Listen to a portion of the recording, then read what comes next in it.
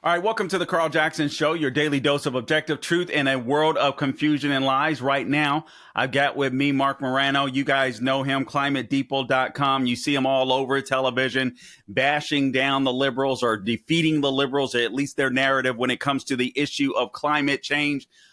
Marc, listen, it's been an insane week. I feel like, now you correct me if I'm wrong, maybe I'm a little too hopeful, maybe I'm a little too optimistic, but I feel like we kind of got a combo deal in Los Angeles. I don't expect major changes, but some changes. I feel like DEI and the climate change hysteria went up in flames in Los Angeles. Am I too optimistic, particularly when it comes to climate change, because that's your area of expertise? No, I don't think you're too optimistic there at all. CNN can validate everything you just said. They had a live segment. This is the CNN analyst earlier this week.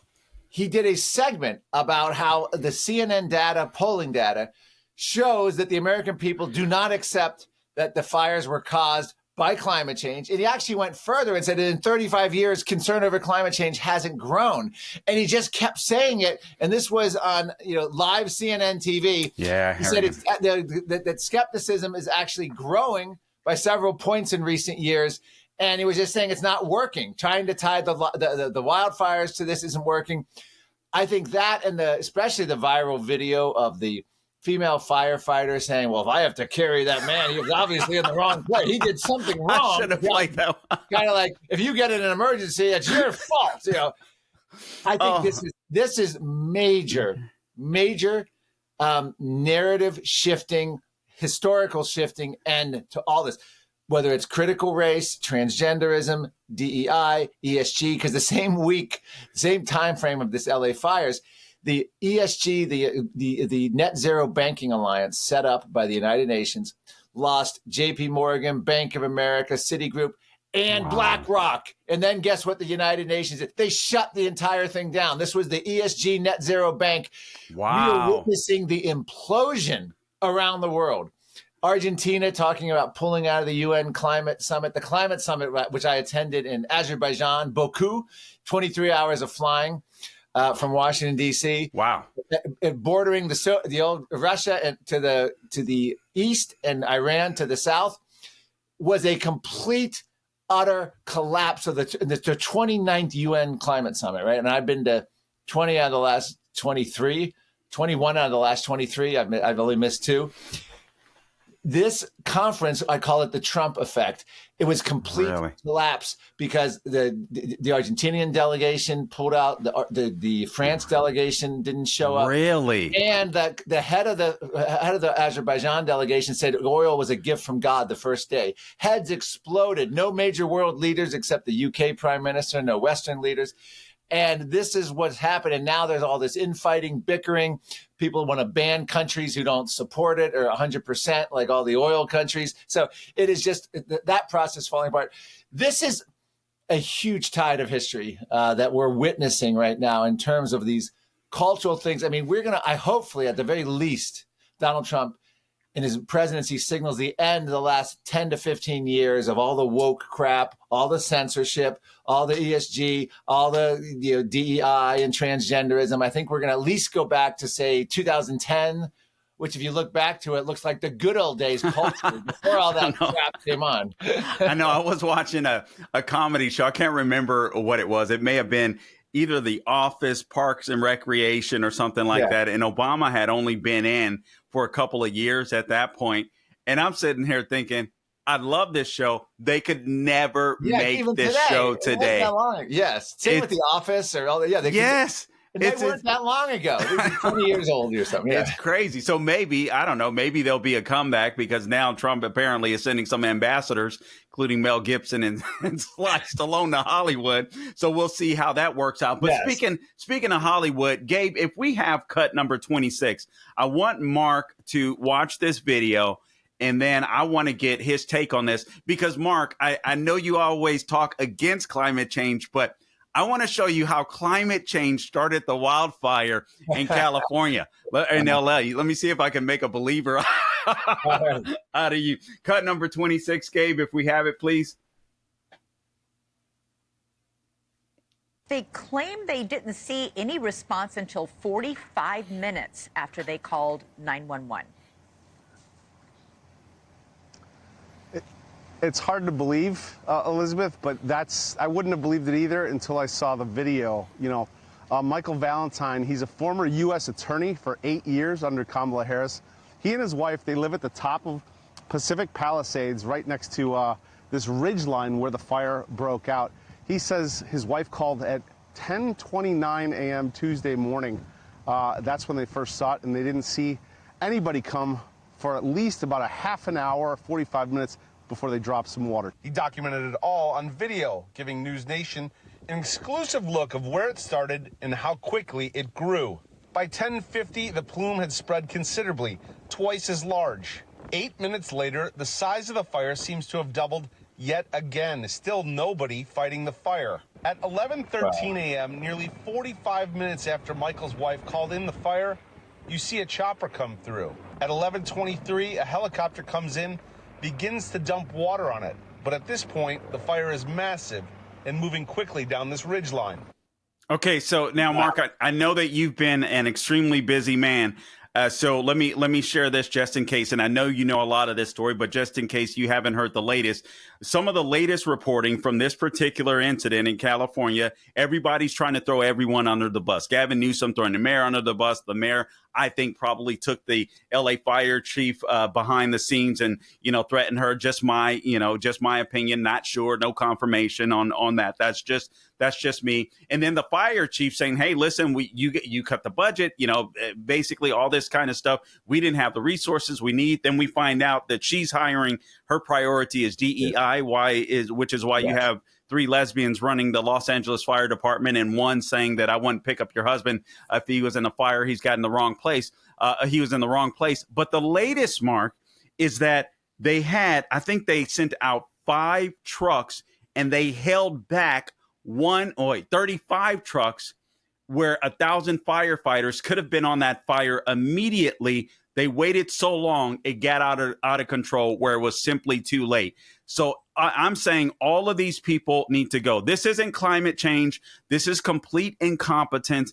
And I don't think that we should bail California out unless they meet some demands.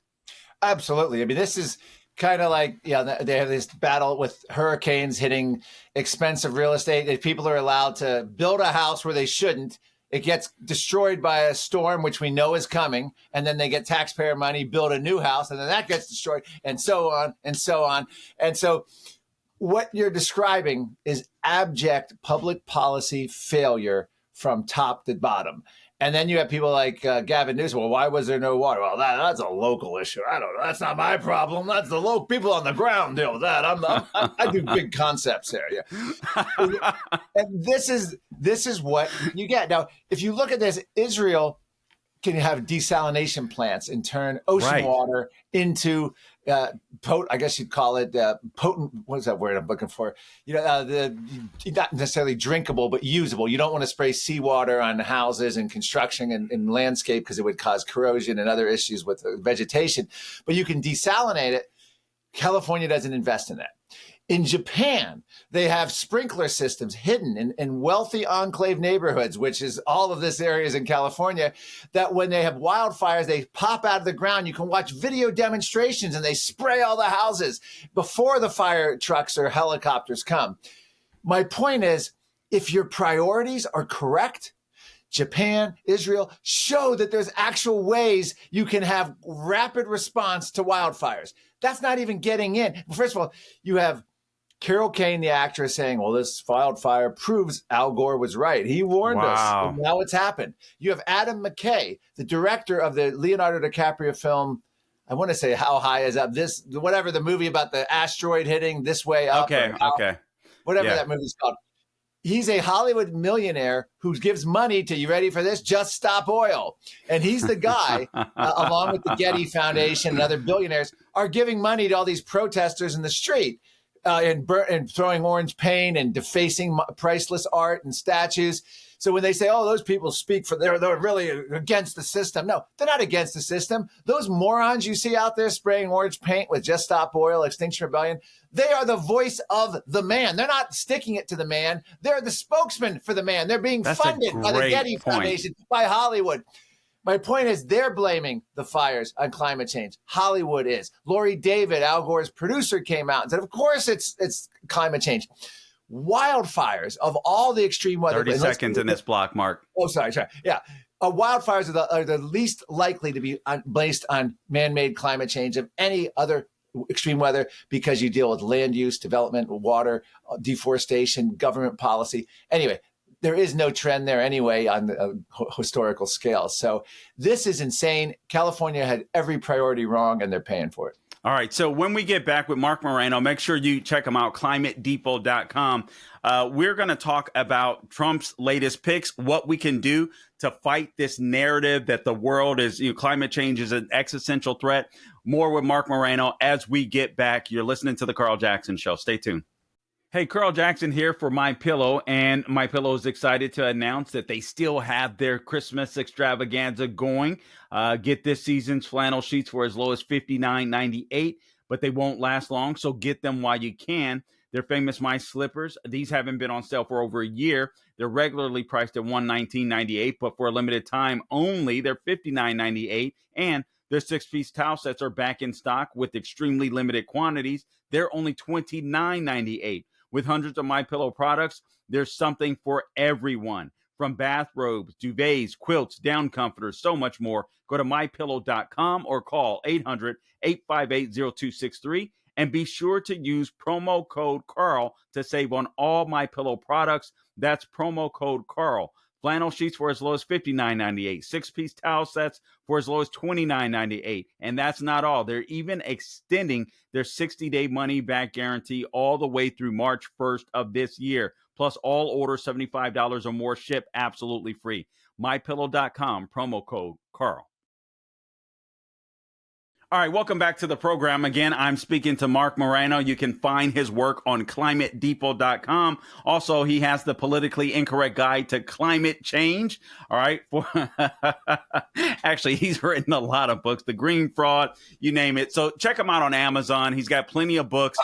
He will set you straight on the issue of climate change. Mark, I want you to watch one last video. So Gavin Newsom was talking about, hey, Trump is a liar. He said, I prioritize fish over, cutting down brush or clearing the brush and doing burns or whatever to get rid of the debris and all this kind of stuff. He's a complete and utter liar. I never did that.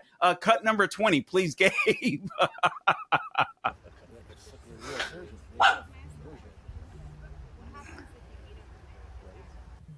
That little guy is a 3-spine stickleback. They're really abundant bycatch.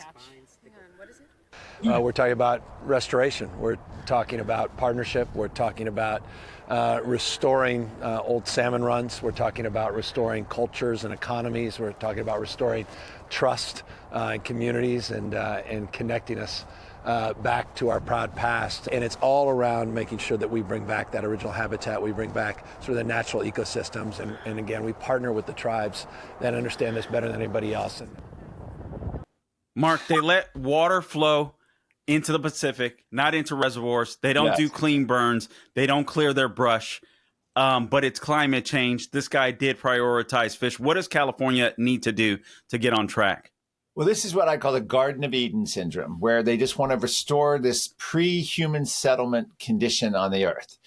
It's truly, I like that, a religious-like ideology of environmentalism. And that's what's driving this, whether it's the smelt, whether it's the salmon, whether it's, he bragged in another video about blowing up the largest dam removal project in the world, all excited that he's just destroying these marvels of engineering that took a, we've taken nature and extreme weather, humans have, and we've gone from being at their whim to trying to master them in the sense that we now have infrastructure, communication, early warning, we can divert waterways, we can manage forests.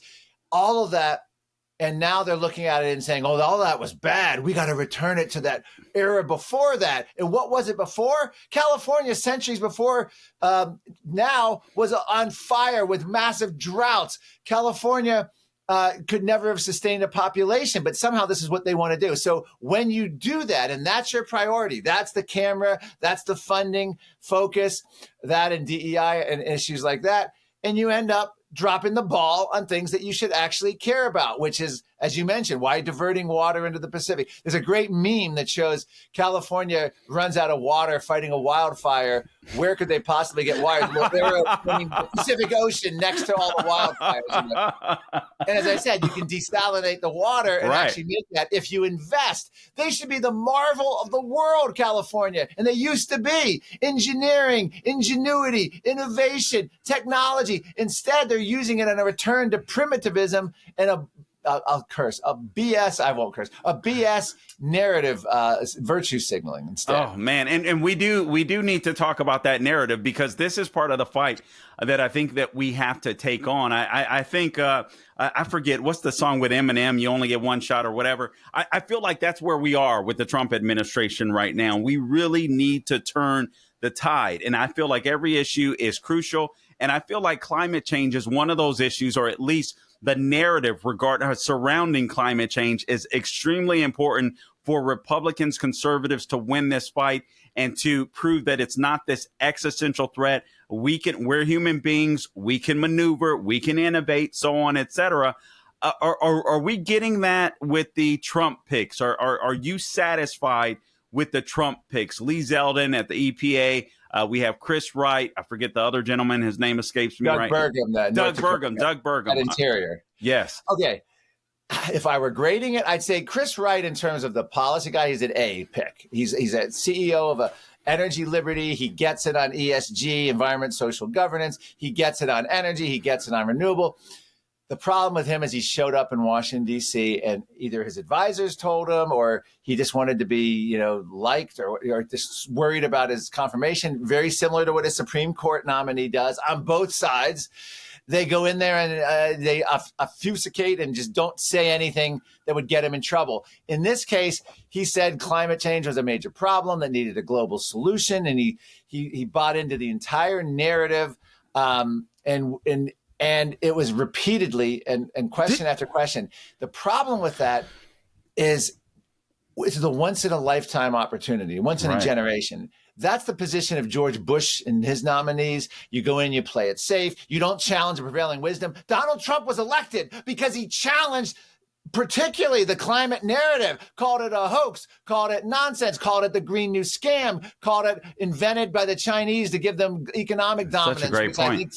Which is like, so he didn't do that. Then you have Lee Zeldin. Now, Lee Zeldin's history, you got to understand, 2017, Years Living Dangerously, Showtime documentary, documented them filming him go in there under all this pressure in his office with cameras rolling, Hollywood activists and youth activists. And he's like, yes, I'll join the Republican Climate Solutions Caucus. He's been promoting net zero. He promoted today at the hearing the idea of pressuring China to do better on their emissions for climate goals and other things. He's just, everything's safe with him. If you look at the way they treated Lee Zeldin, he's a fellow congressman. Even the liberals, from Senator Markey to Senator Bernie Sanders to Senator Whitehouse of Rhode Island, treated him basically with kid gloves, because everything they asked him at point blank is climate an existential threat. Lee Zeldin didn't push back on that at all when Bernie Sanders asked him. So the same thing, Doug Burgum, personal friend of Bill Gates, used to work for Microsoft. Bill Gates has supported his campaign. Doug Burgum has praised Bill Gates. Doug Burgum, as a North Dakota governor, was into ESG, was into net zero, is all into the carbon capture scam, which is the Republican version of solar and wind mandates, except you give money to your big donors and they bring in the farmers lobby and they give money to agri-farmers to store carbon dioxide. Absolutely has nothing to do with climate, but it's a great government grift, and everyone wants in on it, and it's a great one for the Republicans to hand out. Well, that's what Doug Burgum's history was. Praise Bill Gates, by the way, as a great American innovator. So he goes up there and just absolutely, doesn't challenge any of the narratives. Those two appointees, I think, are more in line with the George W. Bush administration, which we don't need. I think having said what I just said, don't panic too much because they have to follow Trump's policies and they're there. But they're also, I think, in the back of their minds, not so much Chris Wright, the energy, he's the best pick, but the other two are thinking of their viability in Washington. They're thinking Trump's populism, this is a wave. And I go back to 1980, Ronald Reagan elected. We thought Howard Baker was a big conservative. We thought George H.W. Bush was a big conservative. We thought Bob Dole was this big conservative because they all supported Reagan's policies. What happened when Reagan left? True colors came out. Yeah. George H.W. Bush went back to being a liberal. Howard Baker turned out to be a huge liberal. Bob Dole was a uniparty establishment guy, even if he had a great personal war record.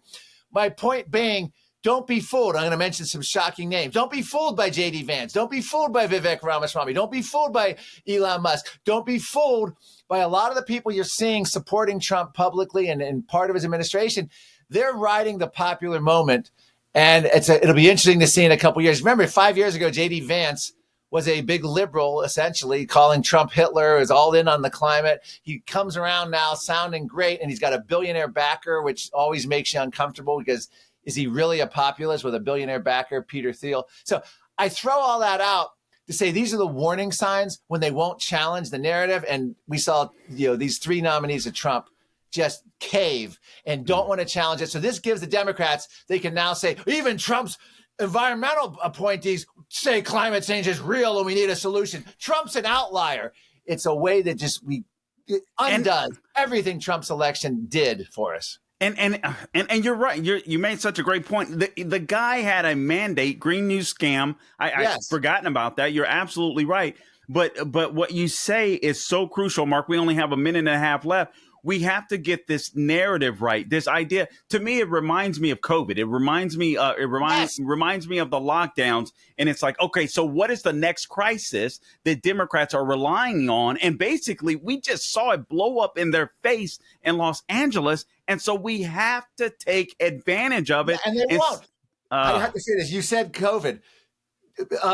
Mike Pence, forget about January 6th. Forget about the election. We got a minute, Mark. Pence to never hold elected office again. He wrote a book praising Fauci, praising masking. He went out into 3M and got extra masks for people. He did the ventilators. He sees no problem, basically, with the public response to that. We have so many Republicans. Oh, the lockdowns went on too long. What? Lockdowns shouldn't have been on the table. My point being is it matters. You've got to fight the whole issue and present it to the public, because without that, it's just they're biding time. And that's what I'm afraid of here. Remember, the Republican Party is pathetic. Majority of Republicans suck. Speaker Johnson's pathetic. If he wants to be if Donald Trump can control him like a puppet, okay, I guess he'll do for now. But majority of senators, majority of House are uniparty Republicans who are just going to basically wait out Trump's term. And we'll see where we are in 4 years. But I'm just very disappointed. Even Elon Musk, Vivek, with the whole immigration battle recently, which they won, and the way Elon's acting. Well, I wish them well in fighting for budget cuts. We'll see. They have about the first 6 months to a year. After that, the party's over. Everything's got to happen that quickly. All right, we got to leave it there. Marc Morano, climatechange.com, the politically incorrect guide to climate change. Thank you, Mark. ClimateDepot.com, but thank you, Carl. ClimateDepot.com. Yeah, no problem. Thanks a lot. Appreciate it.